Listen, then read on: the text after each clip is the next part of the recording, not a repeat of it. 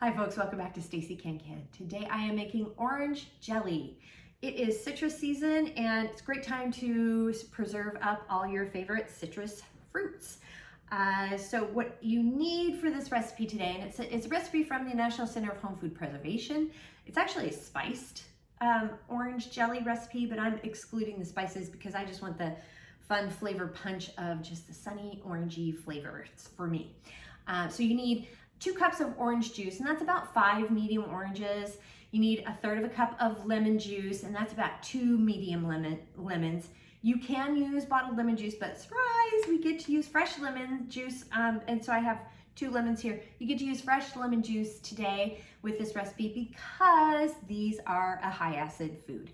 Oranges are a high acid food, so the reason we're using some lemon juice in here for this recipe, I am assuming, is that it's going to brighten up the orange flavor because you do add some sugar in it and it can kind of taste it. But sometimes adding a little bit of orange to recipes like this can just, or any recipe can just brighten your meal, brighten your dish. So that's what we're doing here.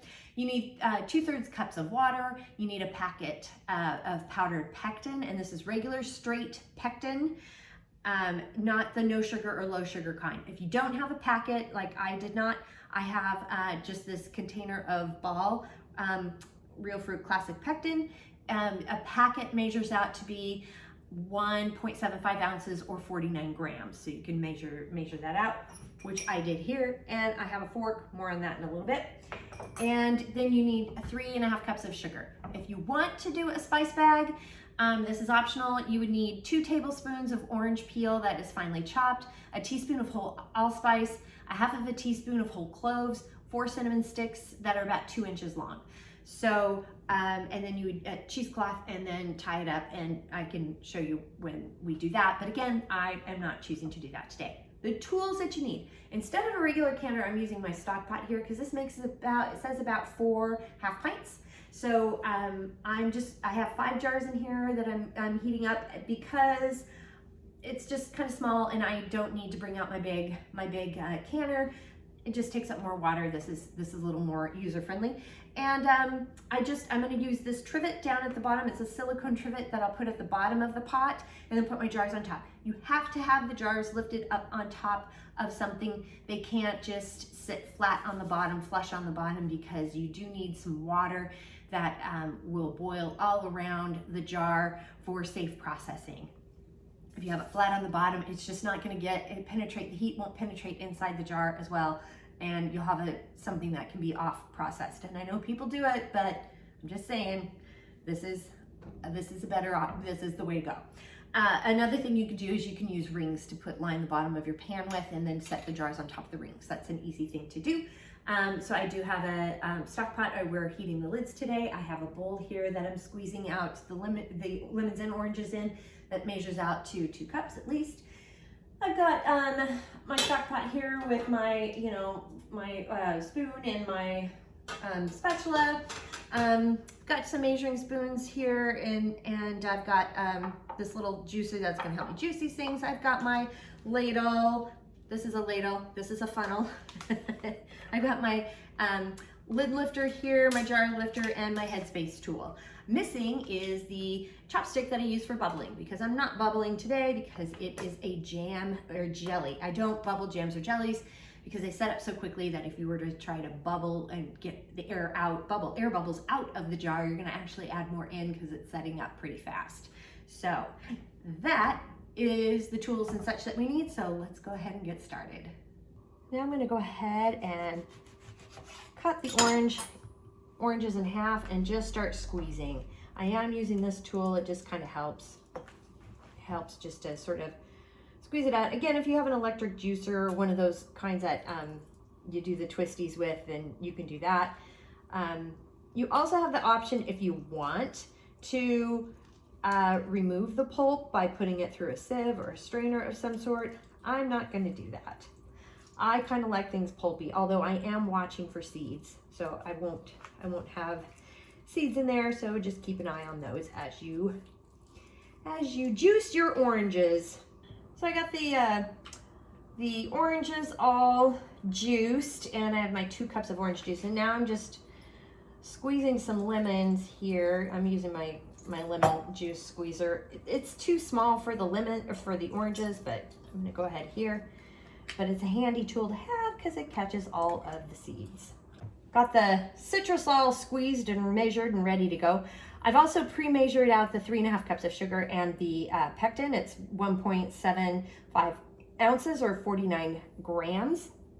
And then I'm taking 1/4 cup of the pre-measured sugar, pouring it into the pectin, and then using a fork. I think a fork works really well, and stir it up. The reason we do this is because the pectin can clump when you dump it in, and if you mix it with the pre-measured sugar, it doesn't clump as much. It might clump a little bit, but not near as much as it does if you just dump it in without doing this step.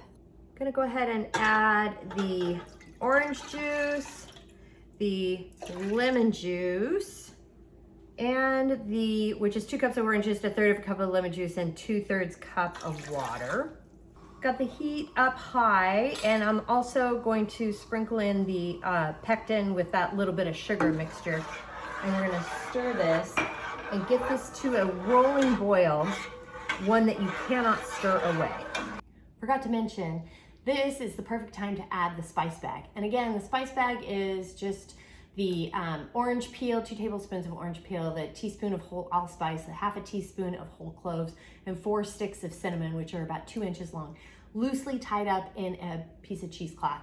This is the part where you would want to drop them in the pot and get it all flavored up. And then you would take that out before you jar it up.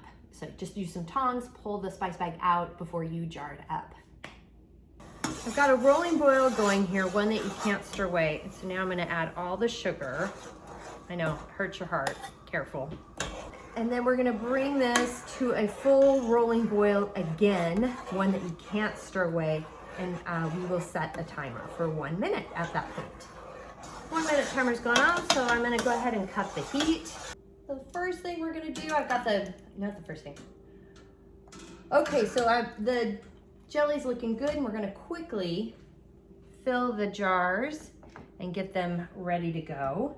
So I've got the jars we're heating up in the container there, and we're gonna fill this to 1/4 of an inch headspace, so it's right up to the top.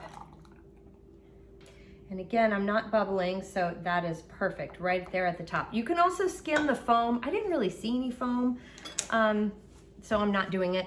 But and then I'm just using the lid water to clean the rims that I've been heating up the lids with. And I've got my lid lifter that I did wash after it dropped on the floor. Add your lid and your ring, and just remember, fingertip tight, and this is hot, so be careful. Fingertip tight. Whoo, hot potato, hot potato. All right, and then you want to take your jars and bring them up and over and into the canner. Do not tip or tilt. I got all the jars in the stock pot here, and I have set the heat up to high, and I'm waiting for a rolling boil to kick in, which I have a nice rolling boil, and I'll set the timer for 5 minutes. Quick note on processing times. I set the timer for 5 minutes because I'm at 0 to 1,000 feet. If you're at 1,001 to 6,000 feet, you set the timer for 10 minutes. And if you're above 6,000 feet, you set your timer for 15 minutes. 5 minute timer's gone off, so I'm cutting the heat. And we're gonna go ahead and set another timer for 5 minutes. We're gonna let the jars rest in the stock pot here or the canner for 5 minutes. It helps with settling the food and helps with the sealing process. 5 minute timer has gone off to let the jars settle. Go ahead and open the lid, and make sure to open it away from your face because you will get a facial you don't want. And just gently remove your jars from your canner or your stock pot, and just go up and over. Don't tilt or tip. One is already sealed. Another one is sealed. 3, 4. All 4 have sealed. And look how beautiful this orange jelly is. And this is how we make orange jelly. It is so decadent and delicious. and very easy to make. But look how pretty it is in the jar. This would be fantastic in the summer to brighten up whatever meal you want to make. The orange flavor in here would be a wonderful glaze for any protein that you would like to use, like chicken or pork, or just eat it with a spoon, make peanut butter and jelly. It's delicious. I highly suggest it. It's got a great orange flavor. So the recipe is down below, and please hit like and subscribe, because that does help me. And if you have any questions, comments, suggestions, feedback, concerns, by all means, please reach out to me. I'm on Facebook at Stacey Can Can. You can at me on Instagram and TikTok at Stacey Can Can.